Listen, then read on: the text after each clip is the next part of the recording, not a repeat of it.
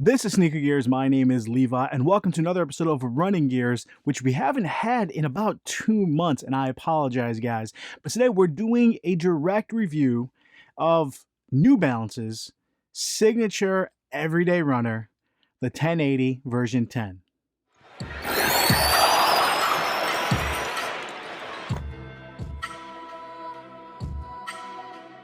All right, guys and girls, if you haven't joined me before, this is a channel in the running gear section where I am a new runner, a little overweight, getting there, as well as looking for a little bit more cushion. I'm just starting, so if you're looking for an elite runner and the experience of someone with a lighter build, this is not the channel for you.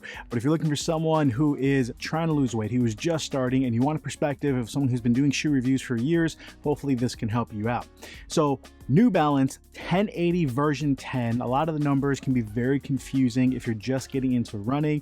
The 1080, the higher the number there, is essentially their highest cushion neutral running shoe. What neutral means is there's nothing to give you additional support outside of just what the shoe or what your foot is intended to do. Now, generally, I do recommend neutral shoes over supportive shoes, and I also recommend either one, doing foot strengthening exercises, or if you're able to, go see a podiatrist and see what your foot needs are to make sure you can run healthy and strong. One of the biggest things you can do when you start running is get injured. It sucks. Or have the wrong pair of shoes, or you're doing too much, or you're doing something that is really going to discourage you from continually going. So getting a good pair of running shoes, and I recommend getting something neutral and something with a decent amount of cushion.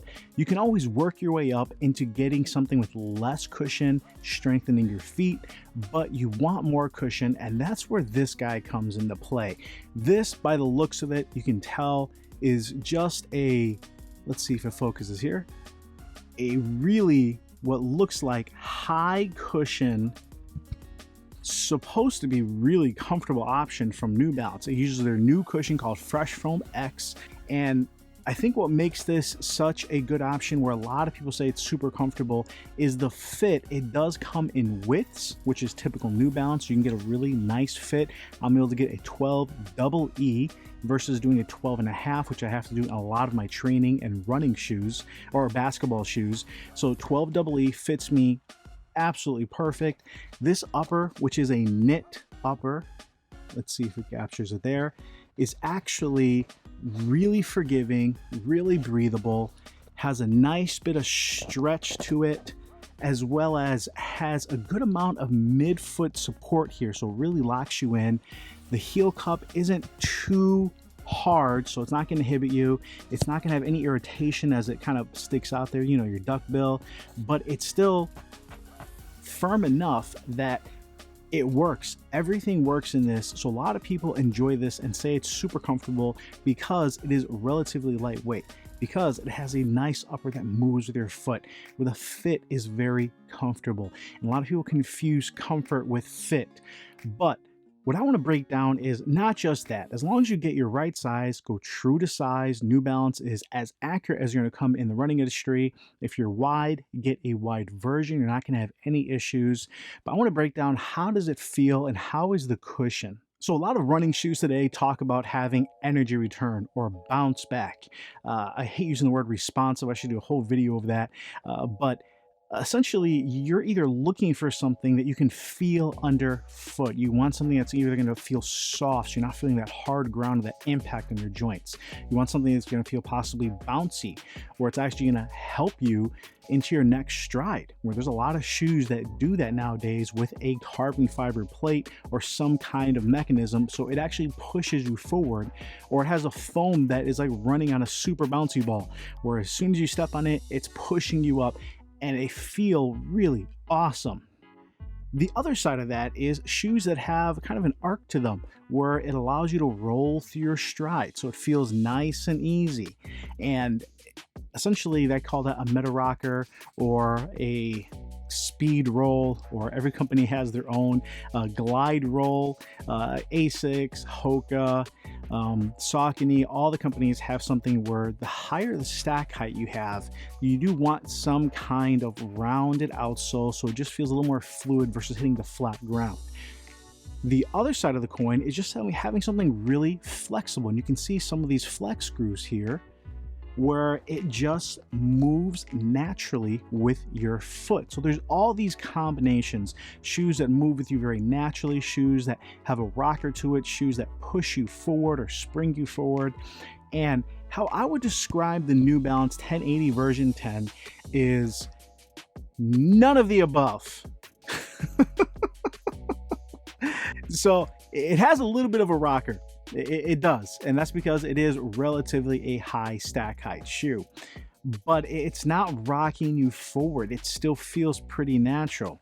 It has some decent flex to it, and you can see me here struggling a little bit, but it's not super flexible either. This is not going to be something where you feel barefoot.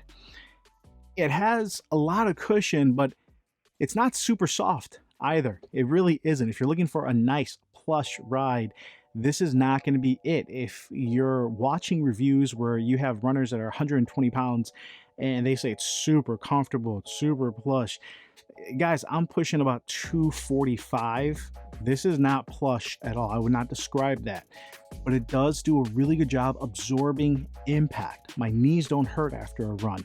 My ankles don't hurt. I can finish my run and I feel good. It doesn't feel like it was soft, or it doesn't feel like it was jarring my body, but it doesn't feel like it was nice and cushioned or pillowy either.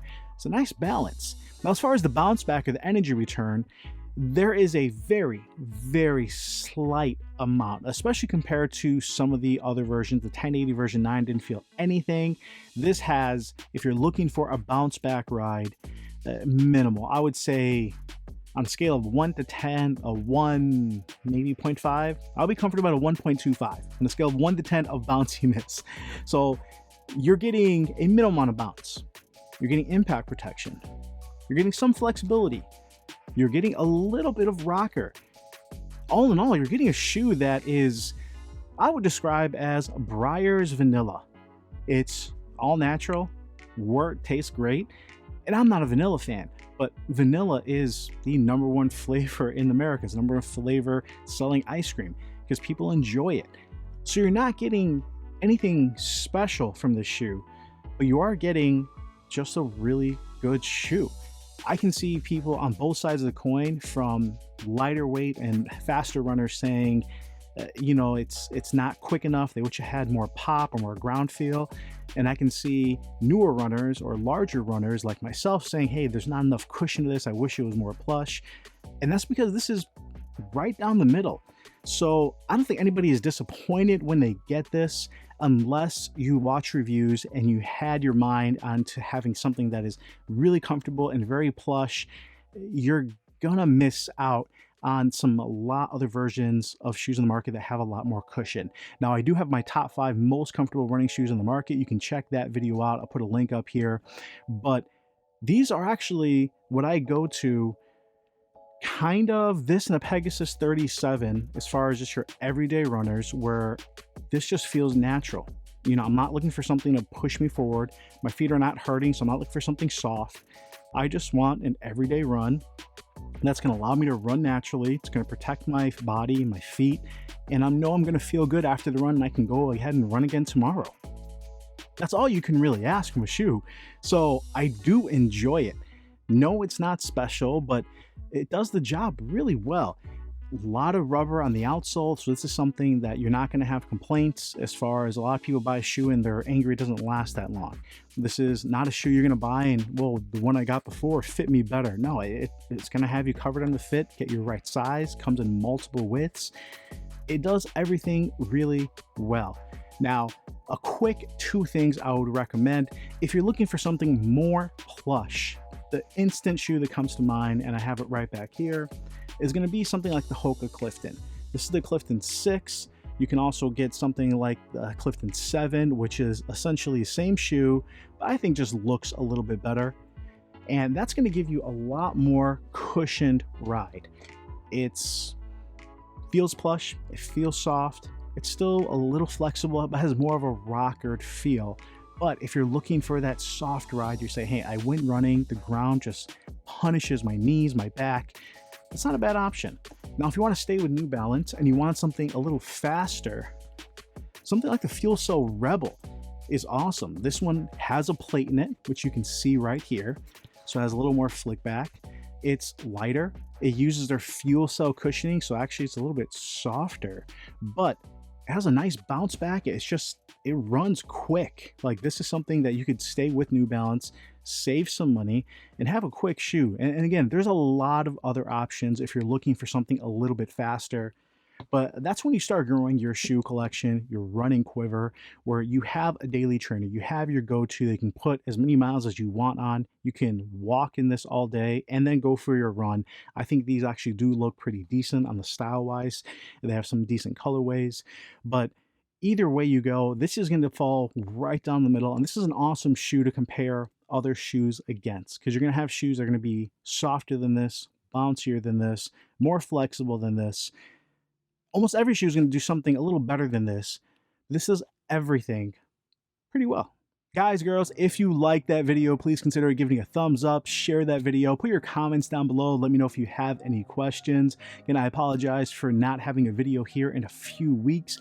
Been dealing with a few illnesses, not COVID, thankfully, but finally feeling better, getting back, running more, finally able to play basketball. Hopefully we'll have some basketball shoe reviews coming soon. But as always, I really appreciate you guys. This is Levi with RunningGearz, and I'll come at you soon.